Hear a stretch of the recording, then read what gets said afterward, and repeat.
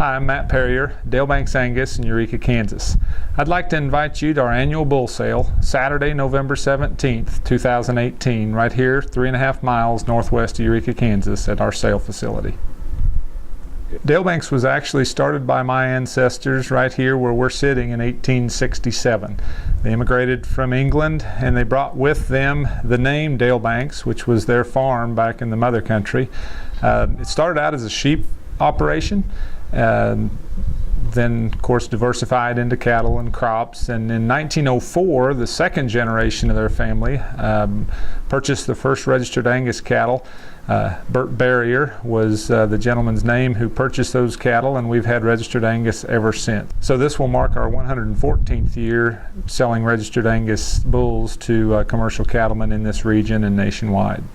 Over a century in the Angus business means a lot to our family.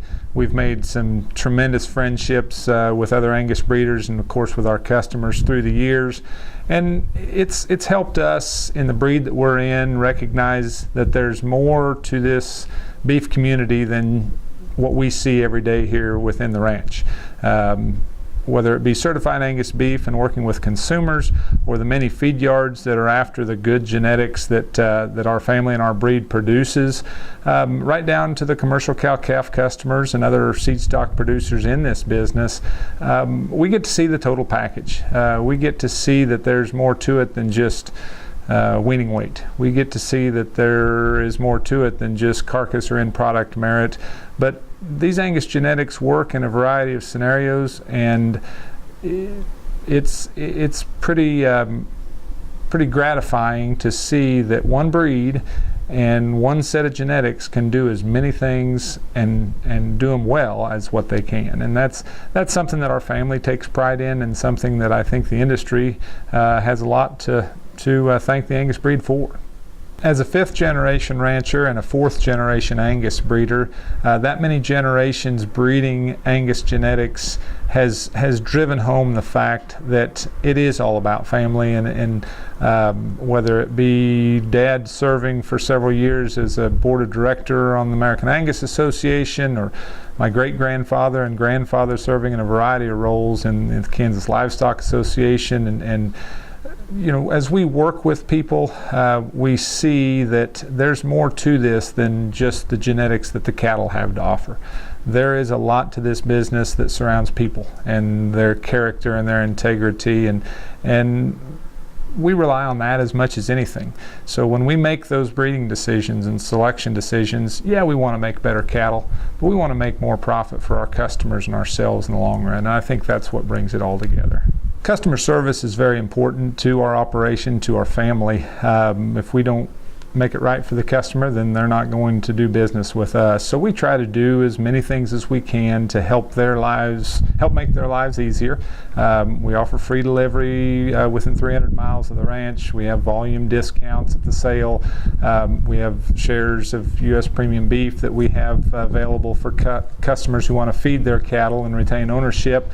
But honestly, probably the biggest service that we try to provide to our customers are bulls that go out and do the job without a lot of care, without a lot of concern, without a lot of problems. And that seems pretty straightforward, but as we've surveyed our customers and asked them what they want from us, yeah, it's nice when we can help them sell their calves, feeder calves, replacement females. It's nice when we can do some of these other add-ons, but the basics that our customers expect and the basics that we want to give those customers are bulls that will not only be top quality genetics, but they'll also be sound and functional and last for as long as they possibly can, doing their job, breeding those cows and getting those calves on the ground that can then express those genetics. So that's our first and foremost customer service, is develop these bulls in a way that they're accustomed to forage, that they are sound, that they're freewheeling and easy moving and have been up and down hills and rocks and everything else, so that they can go out and do the job wherever that might be, whether it be in this region or outside.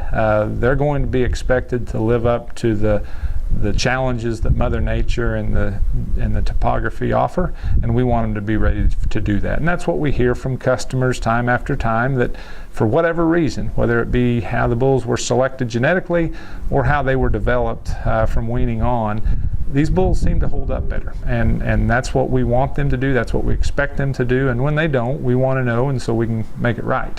When we breed cattle, we expect them to work for us or work for our customers all their life, and we want that to be a long life and a profitable life and a productive life. When we work with customers, we want to make that a long-term, if not lifetime, relationship as well. We've got lots of buyers whose fathers, grandfathers, sisters have purchased from us for many, many years, and that's something that is as gratifying as nearly anything that we do. We want to provide more than just genetics. We want to provide more than just bulls. We want to provide information and a sounding board and a shoulder to cry on, whatever the case may be, and develop more than just a sales relationship between buyer and customer, or I'm sorry, between buyer and seller, but also a relationship that is a lot deeper than that, and information sharing and advisement and consultation, and it may or may not be directly related to the bulls or to the genetics that they're purchasing, but regardless of what that conversation is that we have with customers, I end up learning as much as what they do, I think, in a lot of those times. And so any time that we can work together as cattlemen and learn something from each other and share that information, I think we've done our job. It's not just to sell something, but hopefully to share some of that knowledge as well. And the more that we visit with those customers, the more that we understand their needs and those of their neighbors and everyone else, we frankly do a better job breeding cattle, selecting cattle.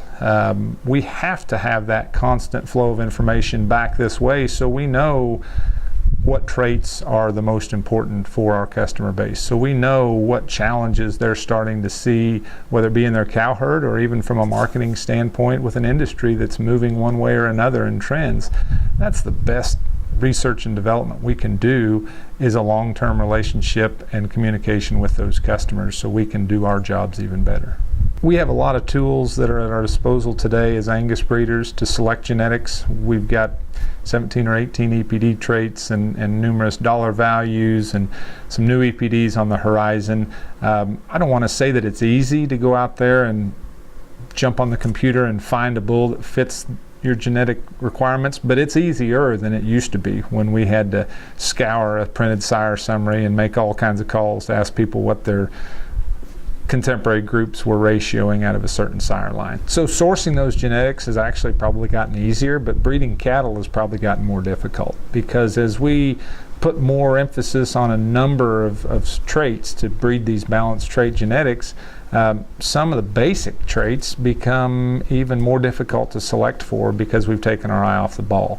It hasn't happened here, and it won't, because regardless of what level of genetics we may achieve for any given trait or traits, if that cow can't breed in a defined breeding season, lay down and have that calf early and raise him up to weaning, those genetics go wasted. If that bull can't make it up and down the rocks to breed the cows when they need to, his genetics get wasted. And so that's why we were one of the first herds to enroll in the Angus Association's Maternal Plus program. It's why we started submitting breeding data to the association over a decade ago to try to see if we can pinpoint and find ways that we can select cattle better for things like reproductive efficiency, heifer pregnancy, hopefully cow longevity. It's why we underscore every cow within 24 hours of her calving. It's why we take weights and heights and body condition scores on every cow at weaning. And it's why we go ahead and keep a cow until she's 10, 12, 14 years of age. Even though we've passed her prime of marketing her, we're just getting into her prime of actually finding some information about those traits like longevity and structural soundness and their ability to have a calf year after year after year that does the job that our customers demand. So the bulls that are out of a cow herd that's handled like we handle it, very common sense, very similarly to most of our customers, we believe that those decades, if not centuries, of selection for longevity, for reproductive efficiency, for soundness, translate directly into those bulls. These bulls, yeah, a lot of them are out of first calf and second calvers, but a lot of them are out of 10 and 12 and 13-year-old cows that are still out there in the pasture grazing and nursing a calf and breeding back for the next one. And I think that longevity that's bred into these bulls does separate them. Can you find plenty of sire groups that are out of the same AI bulls that these are? Probably so. Can you find plenty of EPDs that may have the same levels as what these bulls? Yeah, maybe. But can you find a set of cows that's of the age that these cows are, that are handled on forage 365 days of the year and expected to thrive in that environment? Anymore, that's probably a little rare. And that's something that differentiates this set of bulls from a lot of bulls that you'll see elsewhere. We'd welcome you to go to our website at dalebanks.com. We'll have an online version of our bull sale catalog there. We'll also have some information about the philosophies and the history of our program. You can also find a link to not only search that catalog, but also email us for a printed version of the catalog if you would like that. We will have a few more updates on our social media accounts on Facebook and on Instagram as well, but be sure and get a hold of us and we'll get you that catalog either online or in printed form. And we'd love to have you for the sale on November the 17th, 2018 here at the ranch, 3.5 miles northwest of Eureka, Kansas.